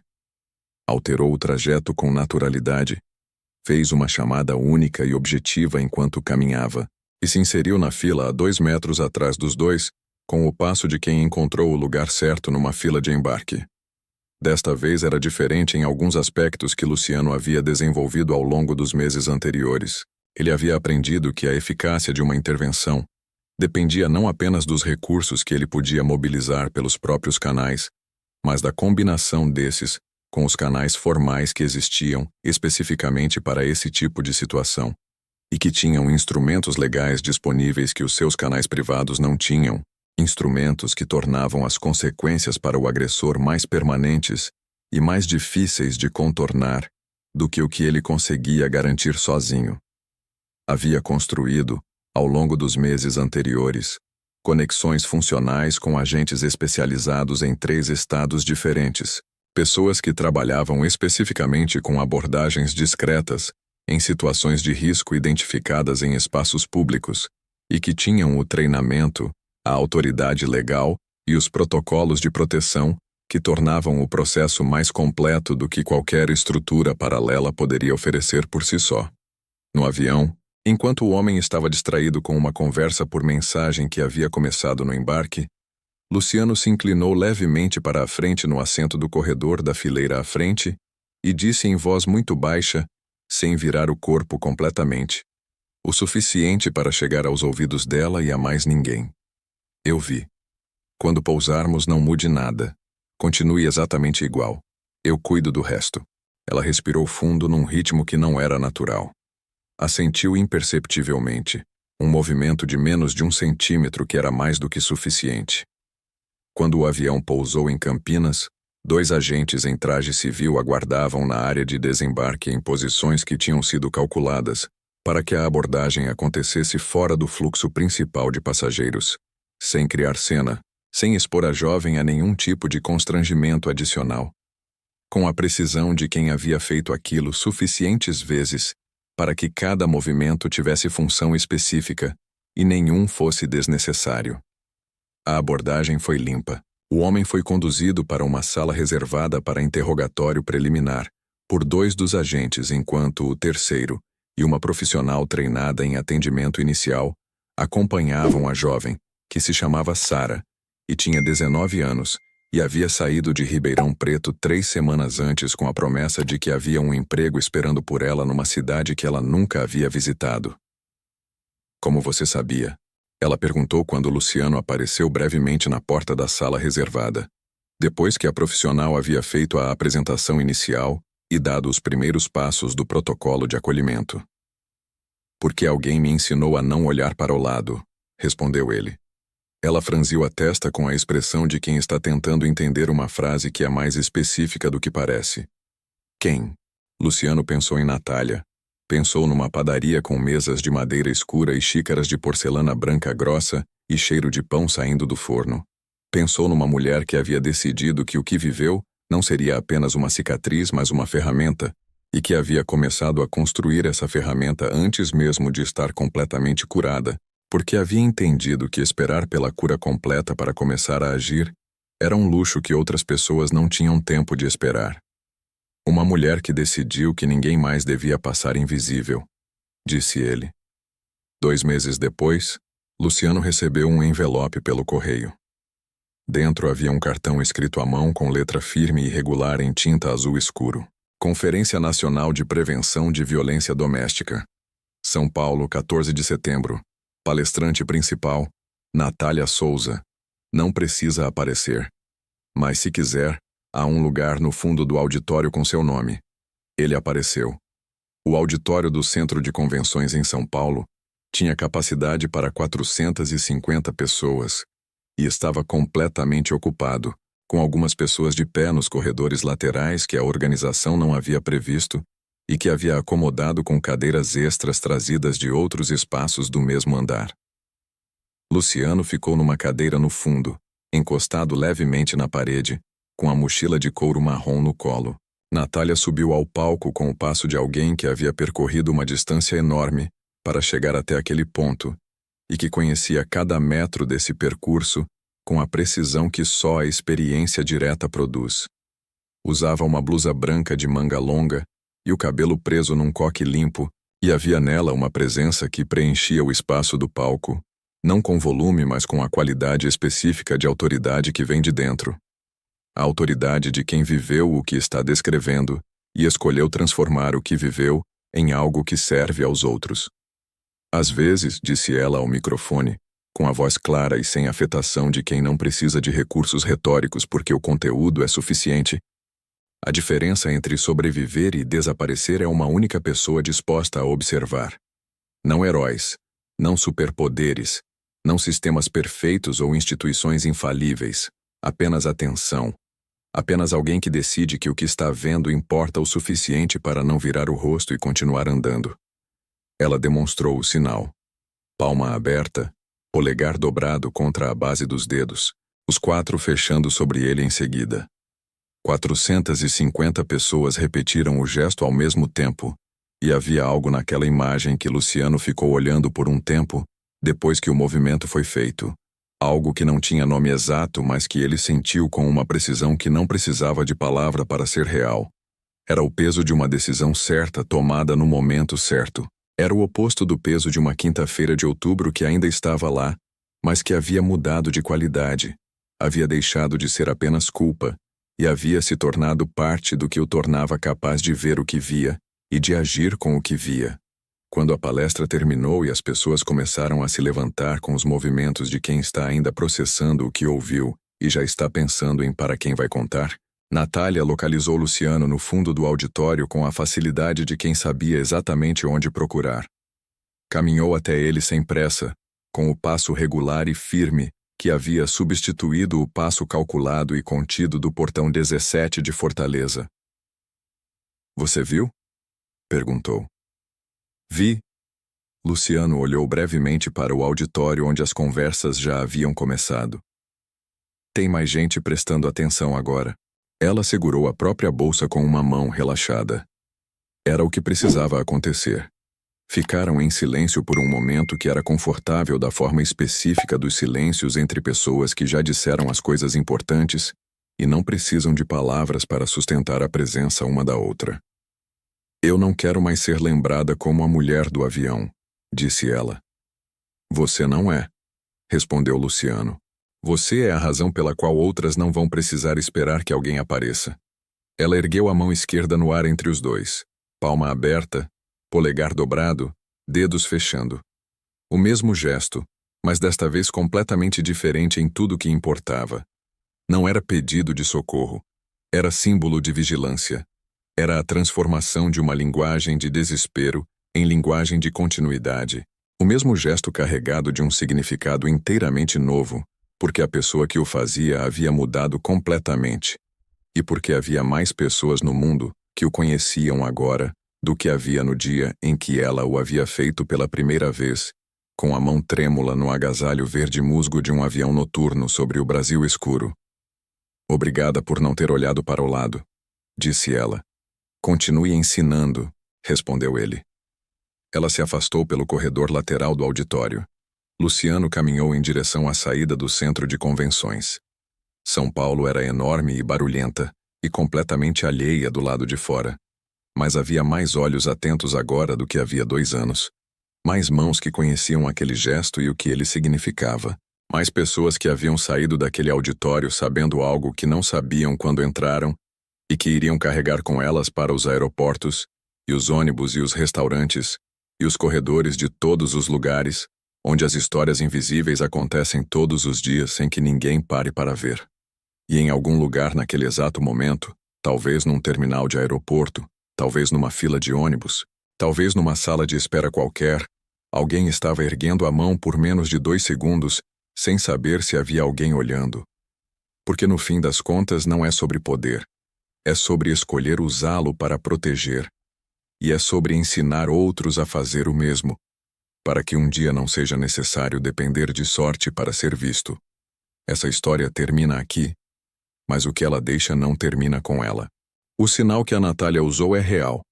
Tem nome, tem origem documentada, é ensinado em programas de proteção ao redor do mundo, e a maioria das pessoas nunca ouviu falar nele. Se você chegou até o fim desse vídeo, você já faz parte de um grupo menor do que deveria ser, o das pessoas que sabem.